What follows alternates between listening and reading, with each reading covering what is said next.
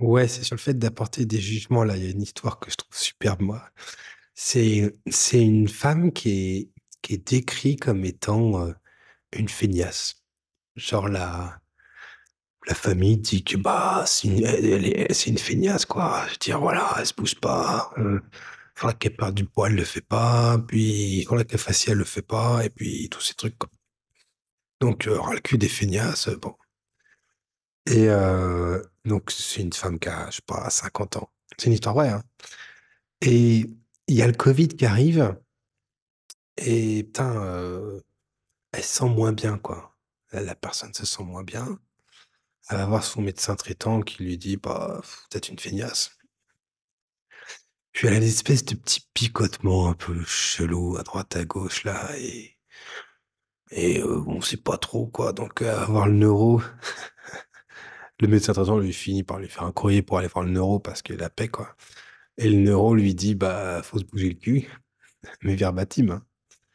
Alors après on peut toujours dire: «Oui, mais bon, il a pas vraiment dit ça, on n'était pas là». Bon écoute, et puis en fait, elle est passée aux urgences et il y avait une une hyponatrémie, enfin, ça commençait pas à être très bon, quoi, il y avait pas assez de sodium dans le sang, bon, voilà, pas top. Puis finalement, elle a été confuse aux urgences, ça s'est fini en réanimation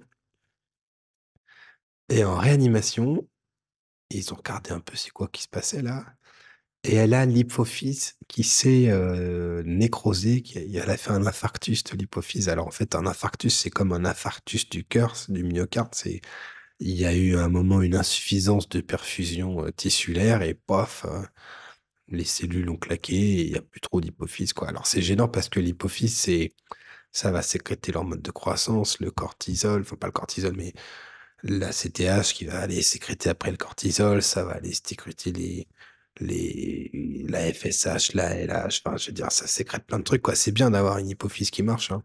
Sinon il manque, des hormones essentielles pour, la vie, hein, grosso modo et ce qui s'est passé, c'est elle a fait un accouchement et il y a eu une hémorragie de la délivrance et donc paf, hystérectomie et tout le tarab et en fait, bah, c'est là qu'il y a eu, un bas débit suffisant pour qu'il y ait une nécrose hypophysaire et donc c'est une femme qui a fait,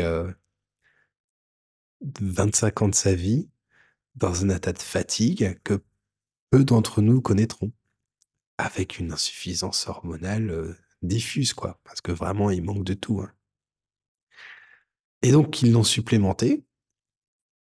Et bah, c'est plus une feignasse. Vous me croirez pas, bah, elle est plus classante feignasse, quoi.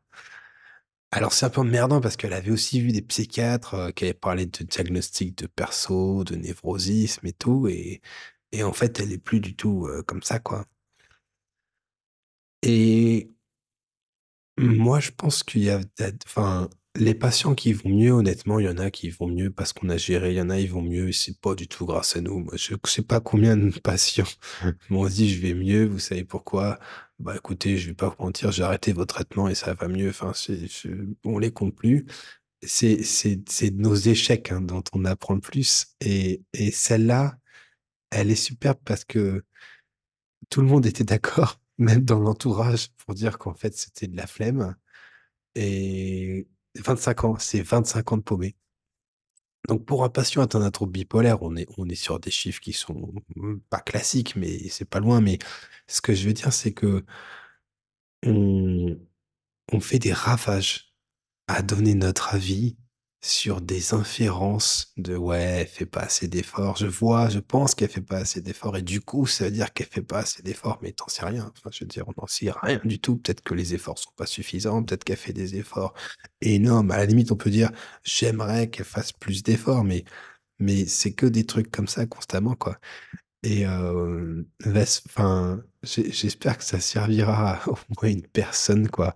Faut faire gaffe à ce qu'on dit parce que en santé mentale, on n'a pas la moindre foutue idée de ce qui se passe pour la majorité écrasante des situations et là, en fait, c'était un problème de santé mentale qui n'en était plus un et donc je pense que c'est crucial que les médecin et en tête qu'on peut faire pas faire de la psychiatrie sans faire de la médecine somatique parce que le cerveau est un organe comme un autre et quand il y a pas assez de fonctionnement dans ce cerveau-là, on a des symptômes psychiatriques. Mais quand vous prenez quelqu'un de confus, qui a une crise métabolique et ben, en fait, il peut avoir tous les symptômes du DSM-5 sans exception et donc en fait, c'est de la médecine, il y a pas de doute et de la même façon que certaines maladies se sont soignées, certaines maladies psychiatriques, se sont avérées être des problématiques physiques et ben, il est pas possible que ce qui se passe devant vous ou votre proche ou votre patient ou votre pote ou je sais pas quoi, qu'on estime flémasse, en fait, soit en prise avec tout un tas d'autres choses auxquelles on comprend rien et en plus, imaginez, vous avez raison, c'est une feignasse par je sais pas quel mécanisme divin, la sentence est tombée, le monde est d'accord, c'est une feignasse. De répéter ça aux gens, ça n'a jamais servi à quoi que ce soit. Donc au pire, c'est complètement faux de dire ça aux gens. Au mieux, c'est juste inefficace. Donc ça ne sert pas souvent. Alors on en a toujours un: «Oui, j'ai mis un coup de pied au cul, ça a marché». Je ne sais pas.